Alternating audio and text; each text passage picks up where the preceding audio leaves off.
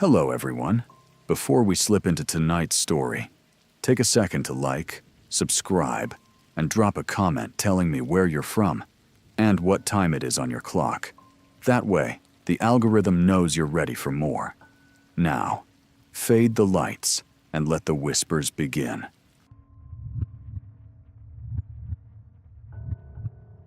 Most people think lighthouses are haunted because of the waves or the isolation. The wind howling through the walls, the long nights without contact, the idea of being forgotten out there. But the creepiest thing about that job was never what you could see. It was what you could hear. Or worse, what you couldn't. The silence between transmissions, the gaps between static. That's where it lived. Not in some ancient ghost story, but in that dead space on the airwaves where no voice should ever be.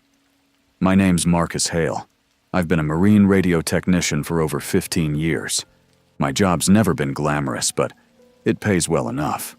Mostly maintaining old coastal radio towers and automated light stations up and down New England. I've serviced sites in Massachusetts, Connecticut, Rhode Island, even deep in the Cape. But I stopped taking jobs in Maine after 2021. There's one place up there I will never return to. Not even if they offered me triple pay. It was called the Rockland Harbor Signal Light. Technically, it's still active. An old signal station built in the late 1800s that sits at the very end of a granite breakwater just outside Rockland, Maine. You can only reach it by walking about a mile on a narrow stone path that juts into the sea, with nothing on either side but cold water.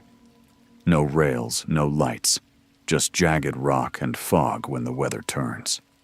The structure itself was squat and rusted, no more than 20 feet tall. The beacon room was small, reinforced, and sealed from the wind. It had no heat, barely any insulation, and just enough space to fit a cot and a radio cabinet. It wasn't meant for long stays, only occasional maintenance. No LI reached out to me in early February about a transmission anomaly. That's the phrase they used, anomaly. Not error, not malfunction. They told me the station had been broadcasting irregular bursts on an outdated emergency band, bursts that didn't conform to any known code. I asked if it could be pirate radio interference. They didn't think so. The pattern was consistent. 3 short pulses, then 2 longer ones, every night, always around midnight. They'd also mentioned that the last tech assigned to diagnose the issue retired a week after returning. No formal complaint, no injury, just dropped off the grid. Should have been a red flag, but I needed the money. I figured maybe it was a weathered cable, faulty power relay, RF bleed, something technical, something solvable. They had me drive up solo. I checked into a motel just off the main road, grabbed some gear from a supply station near the marina, and hiked out onto the breakwater just before dusk. The walk was longer than I expected.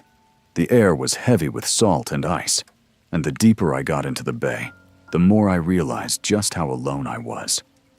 The town lights disappeared behind me. The sea was flat and gray, and the wind had gone strangely still.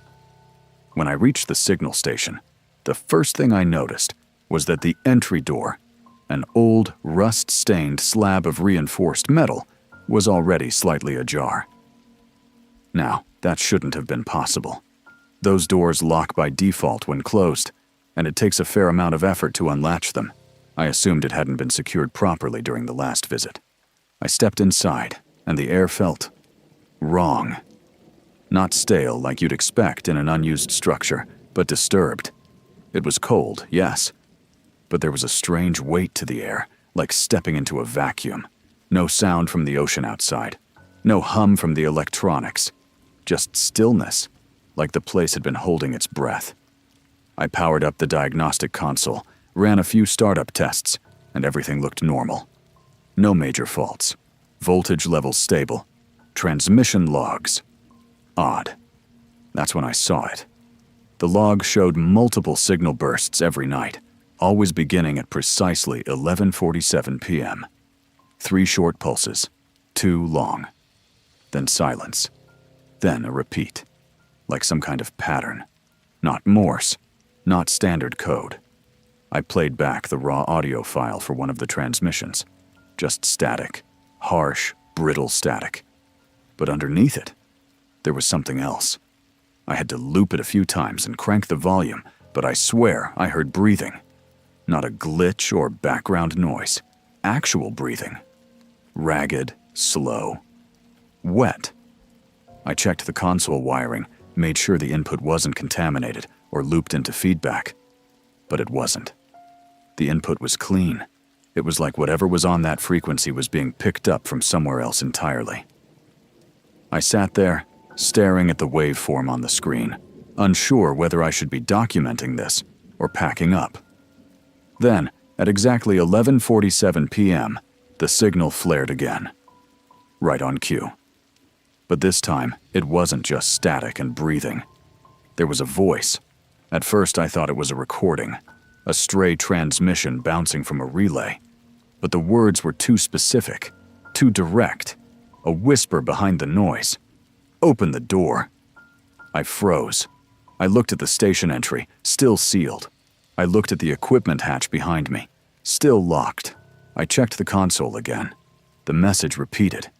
3 pulses. A whisper. Open the door. I'll be honest. I thought someone was screwing with me. Pirate signal, hoax, prank. But this station wasn't connected to any open network. It wasn't even online. All contact had to be done via dedicated marine band or satellite relay. This was supposed to be a closed loop. There was no one else out here. I tried to transmit back on the same frequency. Nothing. I scanned nearby bands, all clean. Then the signal came through again, this time louder, harsher. You brought it. That's what it said. Over and over, distorted and decayed, like it had traveled thousands of miles through old, broken wires. The speakers crackled, the lights dimmed, and then silence. Not just quiet, the kind of silence that hurts your ears. Suddenly, the floor beneath the console creaked. I turned fast, thinking the foundation might be settling, but no, it wasn't creaking. It was knocking. 3 slow, deliberate knocks directly below my boots, like someone was under the floor, pounding upward with a closed fist. I backed toward the door, but before I could reach it, the entire radio cabinet rebooted. Screens flickered, lights reset. Then the transmission resumed. Only this time, it wasn't static. It was a voice. My voice. "It's open now," it said. I stood there, completely frozen. I hadn't said anything. I hadn't recorded anything. But that was my voice, my intonation, my breath, replayed through the console with eerie clarity. And as it finished, the knock beneath me sounded again, this time followed by a dragging sound, like something pulling itself along the underside of the station's metal floor. I ran to the door, pulled it open, and stepped outside into the wind. But the wind was gone, dead still, and the breakwater behind me was different. I swear to God, I looked back and the stones were wet, soaking wet. But it hadn't rained. And in the distance, I could see footprints, bare footprints, leading toward the station from the far end of the path, not away. I didn't go back inside. I pulled out my sat phone to call NOAA. No signal. I powered off the unit, rebooted it, climbed to the top of the station to get better reception. Still nothing. Just dead bars and a low battery warning. I stayed on that roof until dawn, eyes on the path, heart racing every time I heard a noise. I kept thinking about what that voice said. You brought it. What the hell did that mean? When the sun rose, I finally walked back. One slow step at a time, like I was waiting to be followed. I left my gear behind. Didn't care, didn't want it. That afternoon, when I finally got signal again inland, I called NOAA to report the interference. They were calm. Too calm. said they'd log the report and look into it. That's when I asked about the last guy who came out here, the one who quit. There was a pause. Then the guy on the other end said something I'll never forget. "We didn't send anyone last year," I said. "You told me he retired after this assignment." And he said, "No, Marcus. We haven't assigned anyone to that light in over 3 years."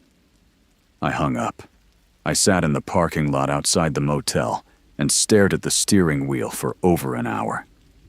That was 2 years ago. I never went back. I never filed a formal report. But about 6 months after I quit, I got a package in the mail. No return address. Inside was a flash drive, just one file, an audio file. When I played it, it started with static. Then the breathing. Then, my voice again. "It's open now," it said.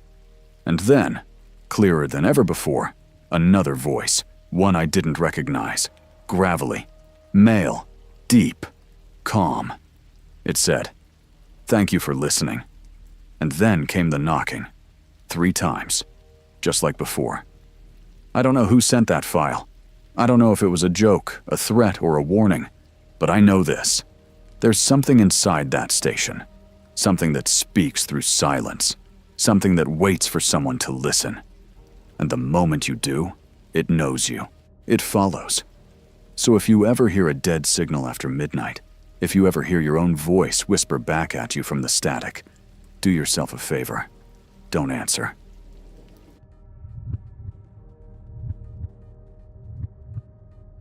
I've always had a weird love for lighthouses.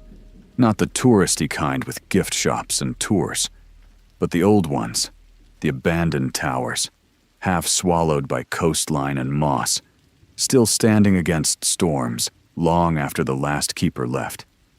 There's something eerie and noble about them. They were built to keep people alive, but now just sit there, forgotten, silent, and slowly rotting. I work in IT, but I spend 1 week a year volunteering with a nonprofit that helps restore maritime sites. It's not glamorous, usually just clearing debris, scrubbing rust, painting staircases. Still, I love it. It feels like patching up ghosts. In 2022, we got assigned to a place I'd never heard of, Stonefield Point Light. It's a decommissioned lighthouse on the Oregon coast, technically located just north of Tillamook Head, but so far off the grid, it wasn't even on Google Maps. You couldn't drive straight to it. We had to park at an old trailhead and hike the last mile through overgrown forest. There were only 2 of us, me and Curtis, another longtime volunteer. He was older, in his late 50s maybe. Quiet, serious, kind of a lighthouse purist. He carried around blueprints of every site he worked on, always trying to make things historically accurate. I didn't mind. We weren't there to make friends. The hike out there was already unsettling. The trail was wet and overgrown, and the deeper we went, the heavier the air felt. By the time we reached the clearing where the tower stood, it was like stepping into a painting that had been forgotten in a basement. The lighthouse was short and squat, made of faded gray stone, maybe 40 feet tall. Ivy had overtaken half the exterior. An old generator shed leaned into the tree line behind it, collapsing in on itself. The only sign of life was a rusted weather vane creaking slowly in the wind. Inside, the air was cold, damp, and stale, like the whole building had been holding its breath for 50 years. The first floor was empty, stripped of furniture or fixtures. The floorboards were damp but solid.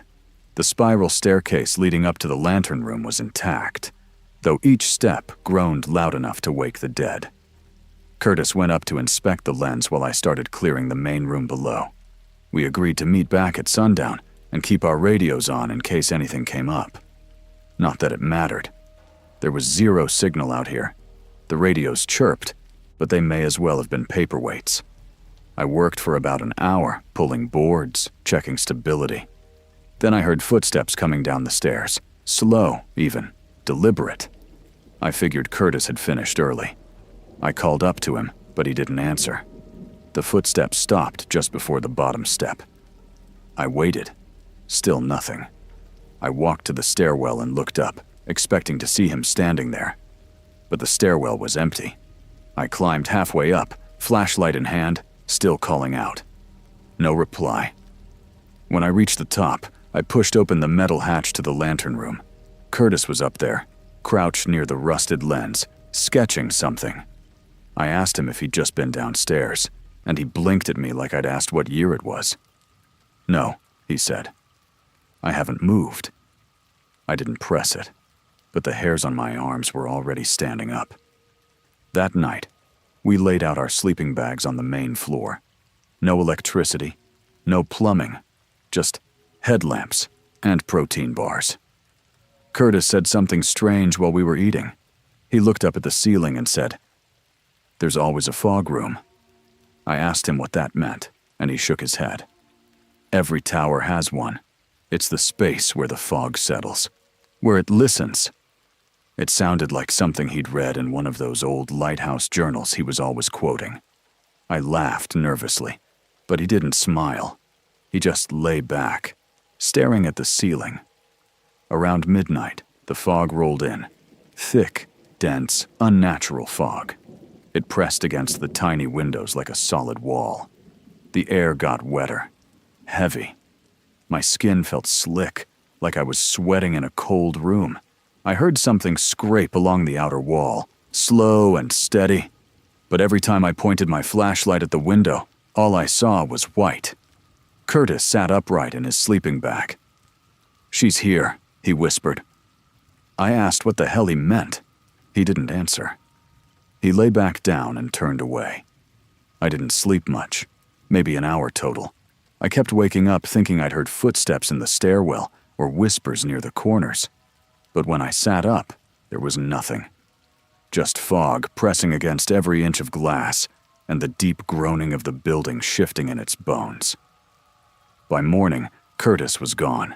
His sleeping bag was empty. His boots still sat by the wall. His pack was untouched. The radio was still chirping uselessly beside it. I walked the perimeter outside but found no tracks, no movement, just a thick white sheet surrounding the lighthouse on all sides. I climbed to the top, thinking maybe he went up again. But the lantern room was empty. The hatch was open, though, and there were wet footprints on the floor. Bare footprints. No shoes. Just the outline of human feet, damp and dark on the cold metal. I stayed up there longer than I should have, hoping he'd come back. But deep down, I knew something was wrong. Curtis wasn't the type to just walk off. He was meticulous, the kind of guy who triple-checks hinges. He wouldn't have left without his boots. I waited most of the day, ate an energy bar I couldn't taste, tried the radio again. Still nothing. My phone was dead, too, even though it had battery the night before. Around sunset, the fog got thicker. It was like the whole world had been erased, except the room I was in. That night, the sounds returned. Not just footsteps, breathing. It started upstairs. Then on the stairs. Then directly above me. I sat in the center of the floor, clutching a rusted crowbar, flashlight shaking in my hand. Around 3 a.m., I heard Curtis's voice. "Ethan," he said, just once. I didn't move. I didn't respond. Then it came again. "It's open now." The voice came from inside the walls. I stood up slowly and aimed my flashlight at the stairwell. Nothing. But the fog inside the tower. It was thicker now. Not outside. Inside. The whole staircase shimmered with moisture, and when I stepped closer, I saw condensation forming words on the wall. One word, repeated over and over. Open. I bolted up the steps, desperate to confront whatever was happening. When I reached the lantern room, the hatch was already open, and there was someone standing in the fog. Not Curtis. This man was older, barefoot, gray-skinned. His eyes were cloudy like someone long drowned. He stood motionless back to me, facing the broken lens. His arms hung slack at his sides, and his head was tilted just slightly, like he was listening to something beyond the glass. Then he spoke. October 12th, 1963. Just a whisper. Again, October 12th, 1963. I didn't ask what it meant. I didn't move. He didn't turn around. He just kept whispering that same date over and over until I backed down the steps, locked the hatch, and sat on the floor, shaking for the rest of the night. When daylight came, I ran. I didn't pack. I didn't eat. I didn't look back. I forced my way through the underbrush, straying off the trail, tearing my arms on thorns, breathing like I was being chased, because I honestly wasn't sure I wasn't. By the time I reached my car, the fog had receded, like it had only wanted me in that tower. Back in Portland, I tried to find records of Stonefield Point Light. There weren't many, but I did find an archived newspaper scan from 1963. It mentioned a fog technician named Harold Dane who had disappeared during a routine calibration at the Lighthouse. He'd been alone, last seen entering the lantern room during heavy fog. The last log entry said visibility was less than 3 feet. His body was never recovered. The Lighthouse was officially decommissioned in 1964. I tried reaching Curtis over the next few weeks. Nothing. No emails. No social media. I even contacted the nonprofit. They said he hadn't checked in. His family filed a missing persons report, but the official line was, "Lost in the wilderness." I haven't volunteered since. But some nights, when the weather turns wet and the coastline fog rolls in too fast, I swear I still hear it. The breathing, the steps, that voice whispering. October 12th, 1963. Before we jump into the next story, if you're enjoying these creepy tales, hit that subscribe button. We've got fresh horror chills waiting for you every night.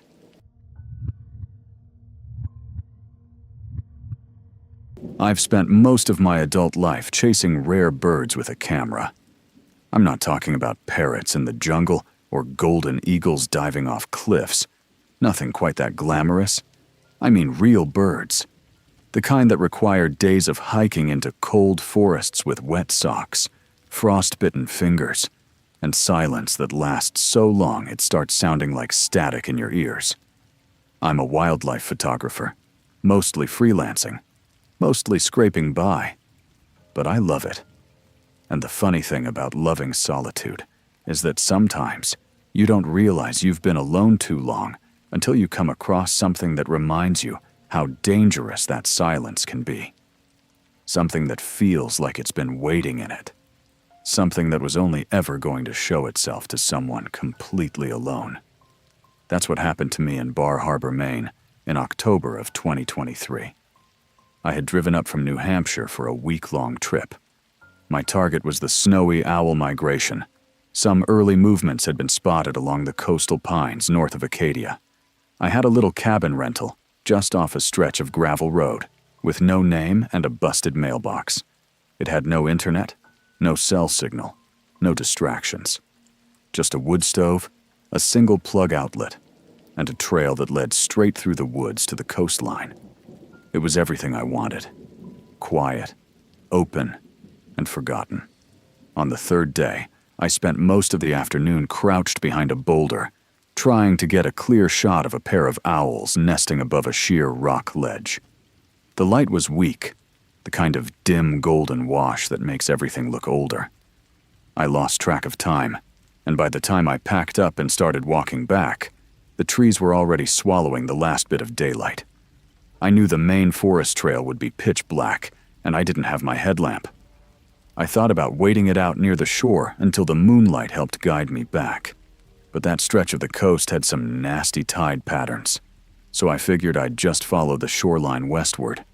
According to my GPS tracker, I could reconnect with the trail system if I just curved around the bluff and stayed low. It wasn't ideal, but I wasn't panicking until I saw the light. It wasn't a flashlight or a bonfire or a flare. It was higher than anything else on the landscape. A soft, slow-rotating beam that swept across the horizon like the eye of something waking up. I stopped and stared at it for a long time, thinking maybe my eyes were just tired. Maybe it was a reflection from a boat or something further off the coast. But the beam passed over me once, smooth and wide, and I felt it. Not heat, not wind, but weight.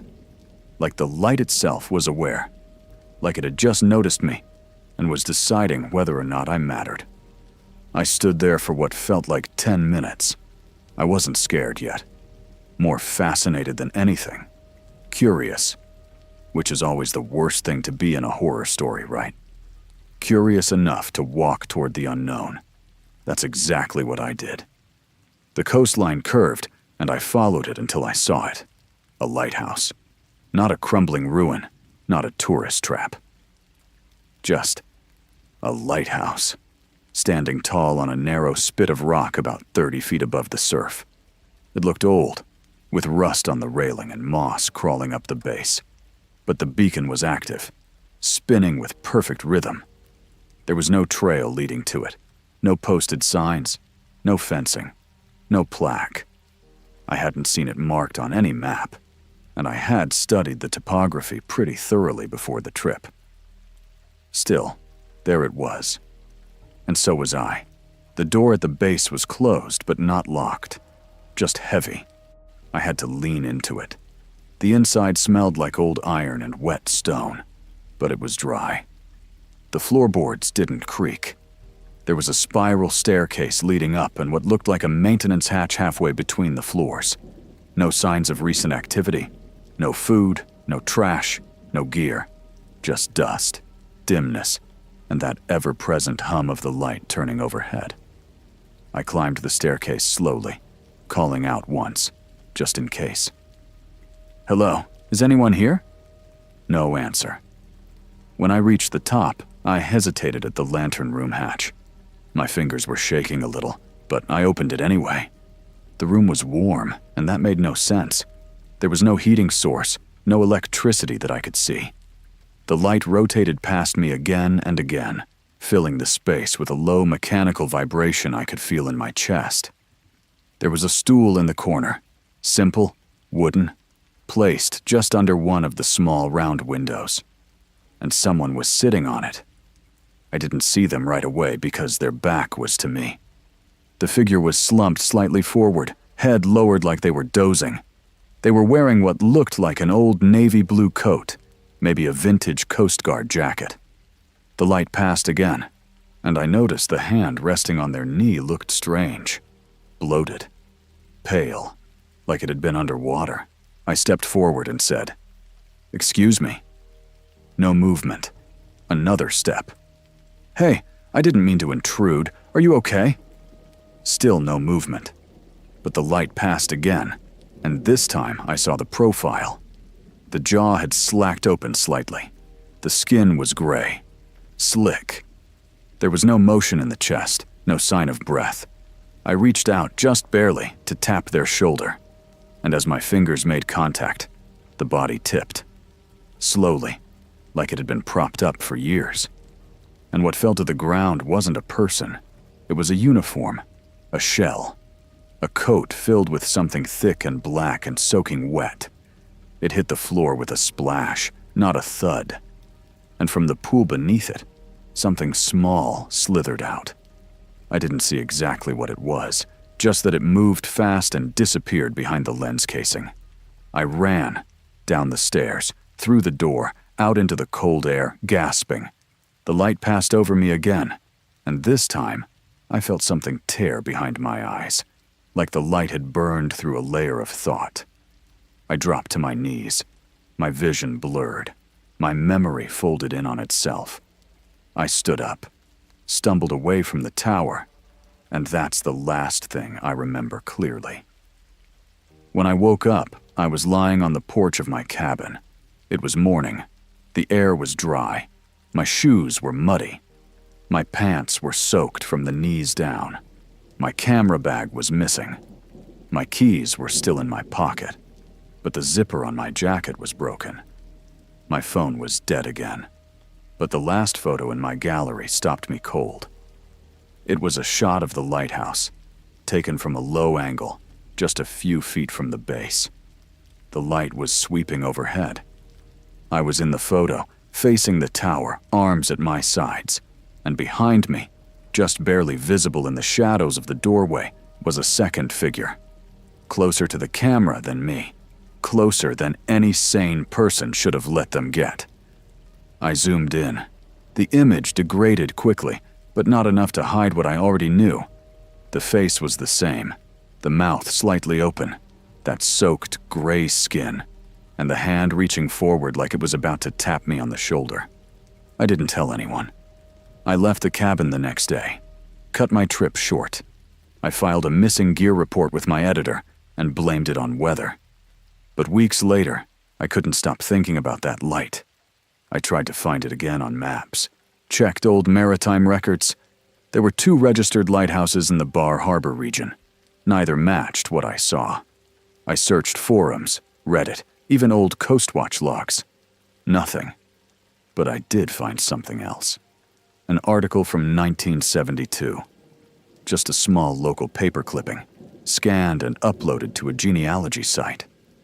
It talked about a man who vanished while conducting maintenance on a decommissioned light tower. His name was Dale Loring, and the article said he was last seen by fishermen walking toward the coast during a thick fog. The only thing found afterward was his uniform. It had washed ashore 5 days later, neatly folded, without a single button missing. No injuries, no blood, just folded, like it had been returned. That uniform looked exactly like the one I saw in the tower. I don't go near lighthouses anymore, not even the pretty touristy ones, and I don't hike alone if I can help it. But sometimes, when I'm driving home late, I'll see a light in the distance, sweeping slowly across the tree line. It's never in the same place, never at the same time. But it's the same light. I know it is. I think it's still looking for me.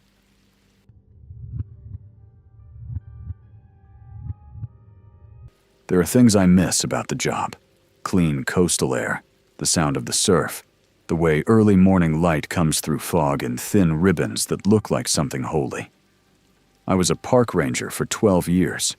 My final assignment was at Gray Hollow Point, a stretch of protected shoreline on the coast of Washington near Westport. It wasn't anything flashy. The visitors we got were mostly quiet people, birdwatchers, artists, or aging veterans looking for silence. I liked it. I liked the routine, the early hours, the paperwork, even the maintenance checks. I liked how lonely it was, at least until I didn't. Gray Hollow Point has a lighthouse, an old one, built in 1896, automated in the 70s, mostly ignored since. It wasn't open to the public, but as rangers, we had to inspect it monthly for structural damage or vandalism. It's perched on a narrow bluff a half-mile from the ranger station, surrounded by pine forest and choked with sea mist half the year. Most people didn't even know it existed. It wasn't in any guidebook, no road signs. That isolation used to make it feel peaceful to me. Now it just feels wrong. I've never talked about what happened, not officially, but it still visits me sometimes, not in dreams, just in silence, when everything gets too quiet and the light changes. It was November of 2021, just before I left the service. Cold, wet, windy, exactly what you'd expect. That week I was working alone, not uncommon. My partner had taken a few days off to deal with a family matter, and I was covering the whole district. Most of my shifts were uneventful. Lots of fog, empty trails, a few radio calls from bored fishermen. But the third night, something changed. I was doing a perimeter check near the cliff path right before dusk when I saw light coming from the tower. Not the beacon, the keeper's window. That small square pane near the bottom, just above the original keeper's office. The beacon hadn't worked in over a decade, and the tower had a power line. It was supposed to be completely dark. But I saw it, clear as anything. A soft, amber glow, flickering like candlelight. I stood still, trying to rationalize it. Maybe kids had broken in. Maybe a transient found a way inside. but the lock was intact when I checked it the week before. I radioed it in, standard protocol, no response, dead static. I tried again, different channel, same thing. I should have gone back, I know that. But instead, I walked to the tower. Fog was rolling in hard. The wind made it feel like the world was emptying itself out behind me.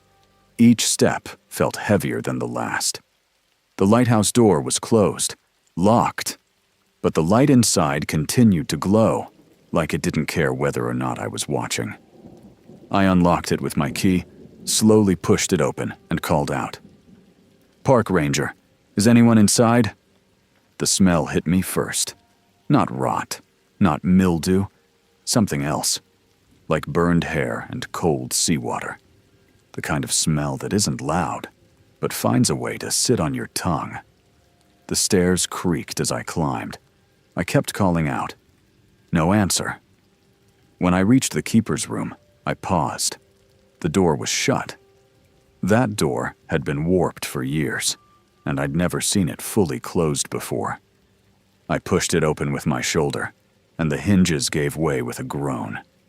Inside, the light was coming from a single lantern on the desk. The flame wasn't flickering. It burned perfectly still, despite the draft. The room was covered in dust, untouched. But on the desk, there was a journal. It hadn't been there before. I know because I checked this room every month, and the desk had been bare since I started. I flipped it open. There was writing inside, long, looping cursive in faded ink. The first date was 1927. I started reading. Each entry was addressed to someone named Ella. The writer spoke of storms, loneliness, mechanical failures. But gradually, the tone shifted. He began talking about things in the fog. He said they weren't people, that they stood too still, that they watched without blinking, that sometimes he'd hear them breathing behind the door, but find no footprints in the frost. The final entry simply said, "She's back. I hear her crying. I left the door open. I shut the book." That's when I heard the sobbing, soft, muffled, coming from above me. The lantern didn't go out, but it dimmed, just slightly, enough to make the corners darker than they should have been. I backed into the stairwell and looked up. The beacon room was at the top, 40 narrow steps above me. The crying continued. I should have left, but instead I climbed. Each step made the sound louder, not closer, just fuller, like it was filling the tower itself. When I reached the top, the hatch was already open. I stepped into the lantern room and saw a woman standing at the glass. She was barefoot. Her dress was soaked, clinging to her frame. She didn't turn around. Her shoulders shook with each breath. But the crying had stopped. She stood there, perfectly still, as if waiting for something. I tried to speak, but no sound came out. My mouth moved, but I couldn't hear anything. Not wind, not waves, just her silence. Then, very slowly, she turned. Her face was wrong. Not grotesque, not monstrous, just wrong. Her eyes were too wide, her mouth too soft, like it wasn't sure what shape it was supposed to be. But it wasn't her face that broke me. It was her voice. She said, I waited. Then she walked forward, through me, not past, through, and everything went black. I woke up on the cliff path near the station. The sky was gray. My jacket was soaked. My radio was crushed. The key to the tower was gone. I walked back to the station in a daze, unable to speak for hours. When I finally filed the report, I left out the part about the woman, about the journal, about the voice. 2 weeks later, I submitted my resignation. But that's not the part that eats at me. The part I can't live with is what I saw 6 months later, after I'd moved back home to Olympia. I was sorting through old boxes in my parents' garage, things from my childhood I hadn't looked at in years. I found an old scrapbook labeled 1991, Ella's Summer. My sister, Ella. She drowned that year. I was 5. She was 7. We were staying at a cabin on the coast. My parents never talked about it. I only remember bits and pieces. In the back of the scrapbook, I found a drawing I had done. A crayon sketch of a lighthouse on a cliff. A tiny figure in the window, waving. And beneath it, written in a child's handwriting, "She lives in the light now." I never drew lighthouses again. But sometimes, when I pass coastal towns, I'll catch a flicker out of the corner of my eye. A warm, amber glow, flickering in a window that shouldn't be lit, and I hear her say it again. I waited.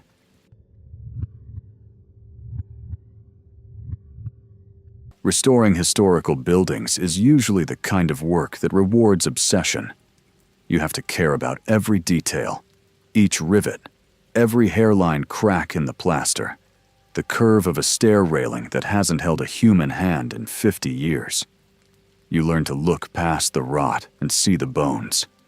I've restored everything from colonial churches to Civil War outposts, and I've done a lot of lighthouse work along the Atlantic coast.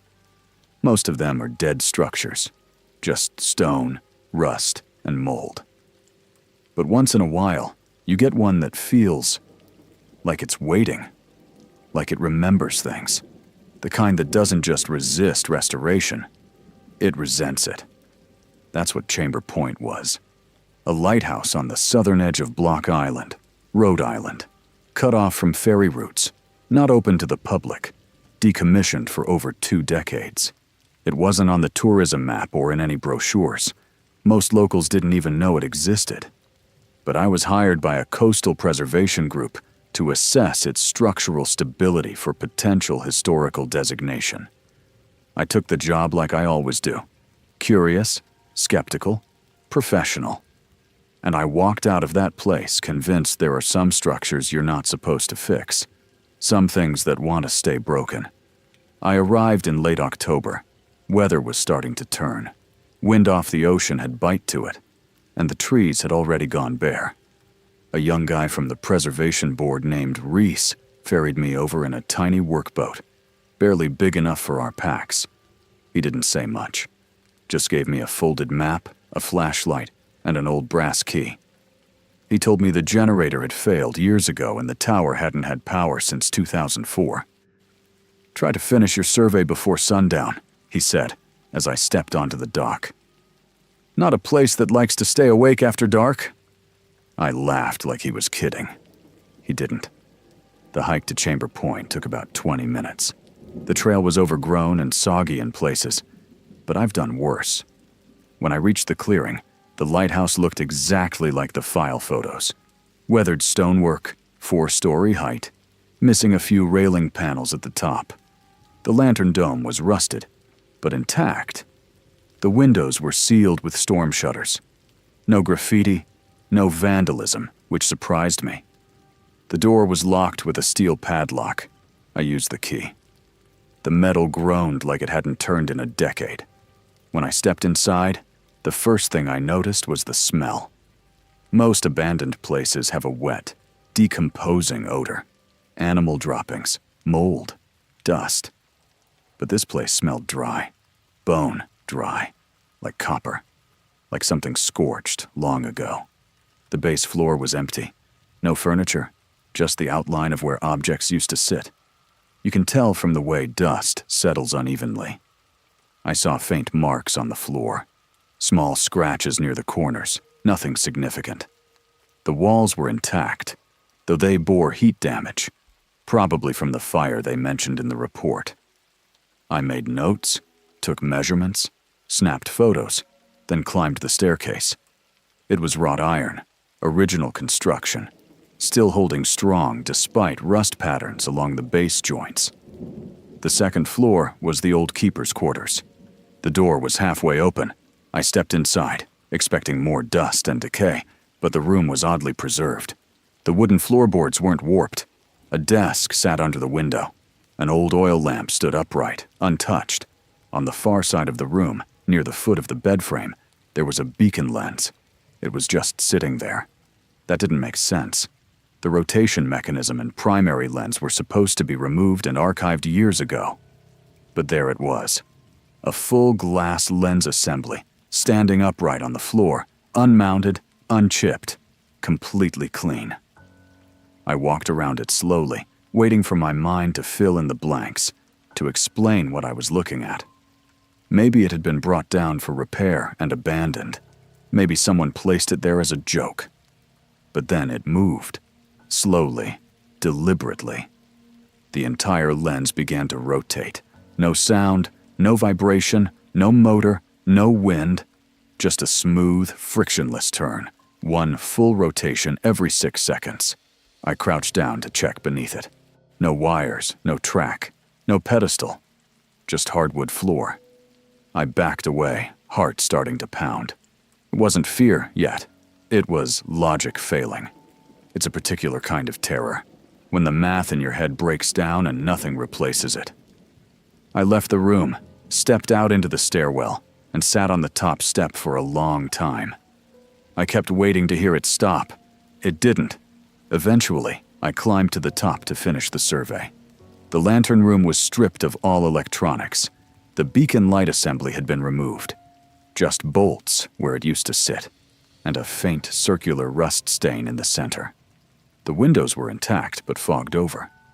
I spent another half-hour logging frame measurements and corrosion levels. Nothing unusual. The entire time, though, I kept looking at the center of the floor, expecting something to appear. I descended, made more notes, marked up my blueprint, and forced myself to finish the job. When I got back to the second floor, the lens had stopped spinning. It was just sitting there, still, like it had never moved. I stared at it for what must have been 10 straight minutes. Finally, I walked past it without touching it. I descended to the base level, set up my cot near the wall, and heated some soup over a portable stove. I don't know what made me decide to stay the night. Maybe I didn't want to admit I was shaken. Maybe I didn't want to admit that some part of me was afraid. Around midnight, I woke up, not to sound, but to absence of it. No wind, no creaking. The kind of silence that turns pressure into panic. I sat up, disoriented, then realized the light was moving. The room was being illuminated, dim, then bright, then dim again. Every 6 seconds. I looked around. My lantern was off. My phone flashlight was off. There was no power source. But the sweeping glow kept moving. And that was when I realized the lens was downstairs. I hadn't moved it. I hadn't touched it. But now it was sitting in the far corner of the room, slowly rotating, casting a sweeping arc of pale yellow light across the walls. I stood up too fast and stumbled. My breath caught in my throat. I felt like I was being pulled, not physically but mentally, like my thoughts were syncing with the rotation. Every time the beam passed me, a memory surfaced. Not mine. A child sobbing in the stairwell, a man screaming into the sea, a flickering flame, a shadow pressed against glass. Each rotation made the memories more vivid, not flashes. Full moments, complete with smells, sounds, emotion. I was remembering things I had never lived. I turned away, tried to focus. I grabbed my bag, shoved my gear inside, and reached for the key to lock the place up. But the key was gone. I checked every pocket, checked the floor, my boots, everywhere. Nothing. The key was missing. That's when I noticed the light wasn't hitting the opposite wall anymore. The beam had stopped rotating. It was fixed. Fixed on me. The lens wasn't moving, but the light was. I backed into the stairwell, climbed 2 steps, then 5, then ran. I reached the keeper's room, but the furniture was gone. The bed, the desk, the lamp, all gone. The room was bare, except for the lens. It was already there, waiting. I climbed to the top. The hatch to the lantern room was open. The air smelled of heat. Not fire, heat like something alive had just left. The windows were no longer fogged. They were open. Wind was howling through. I stepped into the center of the room and saw my reflection in the glass. Except it wasn't my reflection. It was someone else. My face, but older. Pale. Wet. The smile was wrong. The eyes were too hollow. And the hand was moving before mine. Not mirrored. Ahead. I turned and ran. I don't remember descending. I remember falling. Waking up near the rocks outside. It was morning. The tide had risen dangerously close to the trail. My phone was cracked. My bag was beside me, soaked. The lighthouse door was wide open. But when I looked inside, the place was empty. No cot, no notes, no beacon, nothing. I left that day. Never sent the report. I told the board the structure was unsafe, threatened to sue if they pushed for answers. They didn't. 2 months later, I received a package with no return address. Inside was an envelope, one photo, black and white, a still image of me, standing at the top of the stairs in the lantern room, taken from below. But there was something wrong with the photo. I was looking down, smiling, and in my hand, held loosely, was the key, the one I never found.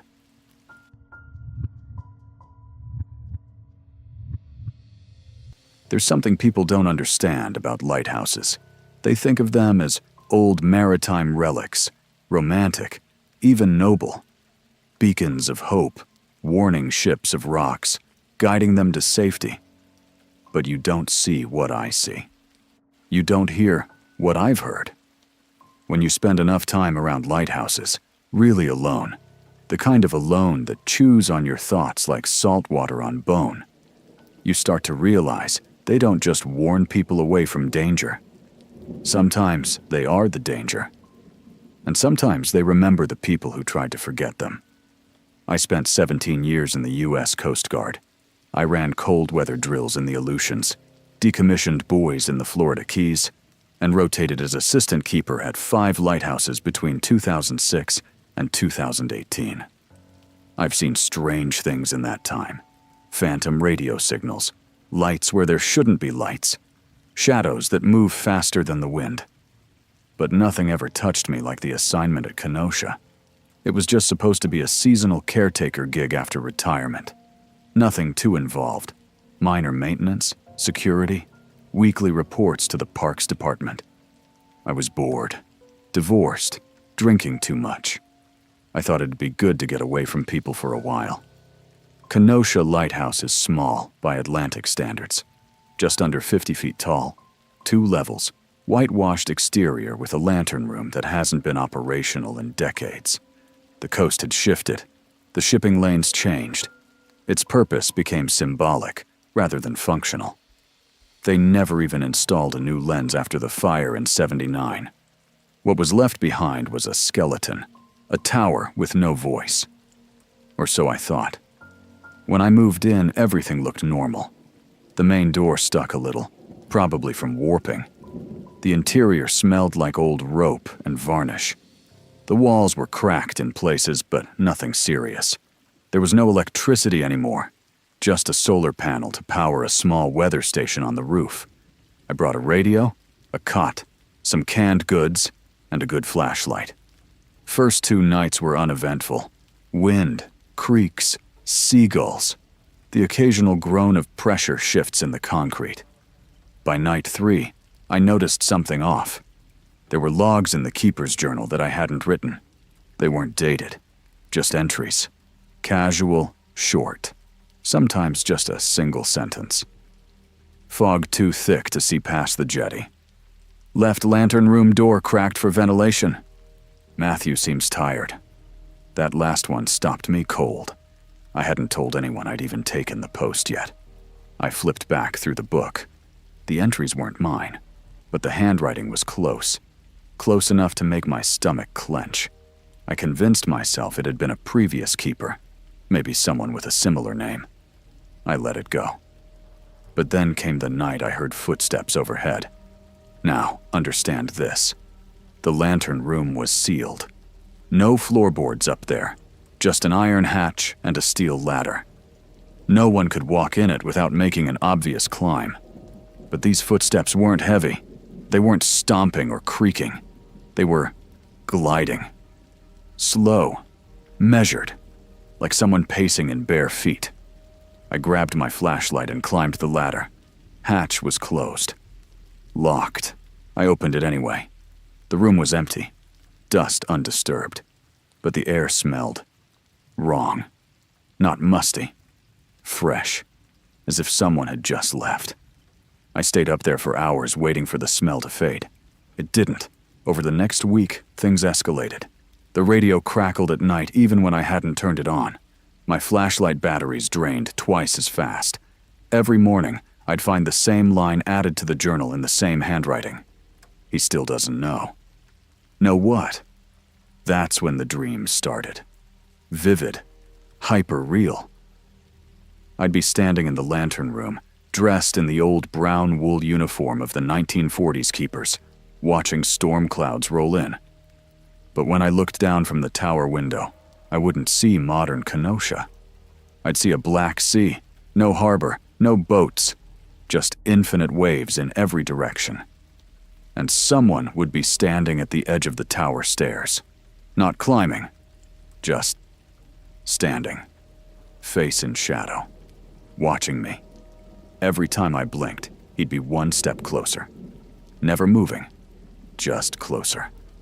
I started locking the hatch at night, started sleeping with the journal pressed against my chest, stopped using the radio entirely. It didn't matter.